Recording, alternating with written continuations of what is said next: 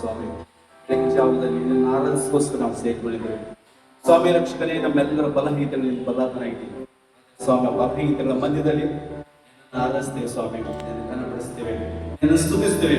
ಸ್ತುತಿಸುವುದನ್ನು ತಂದಲ್ಲಿ ನೀನೊಬ್ಬನೇ ಯೋಗ್ಯನಾಗಿದ್ದೀವಿ. ಯಾಕಂದರೆ ನೀನು ಜೀವಿಸುವ ದೇವರಾಗಿದ್ದೀವಿ ಸ್ವಾಮಿ, ಪರಿಪಾಲಿಸುವ ತಂದೆಯು ನೀನಾಗಿದ್ದೀವಿ ಸ್ವಾಮಿ.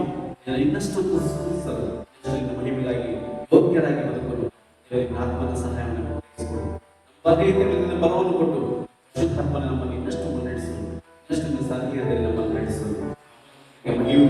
ನಾವಾಗಲಿಕ್ಕಾವಂತೆ ನನ್ನ ಮಹಿಮೆಗಾಗಿ ಉಪಯೋಗಿಸಿಕೊಂಡು ಪ್ರತಿಯೊಂದು ಆತ್ಮಗಳಲ್ಲಿ ನೀನು ಬಲಾತನಾಗಿದೆ, ಪ್ರತಿಯೊಂದು ಆತ್ಮಗಳ ವಿಚಾರದಲ್ಲೂ ನೀನು ಬಲಾತನಾಗಿದೆ.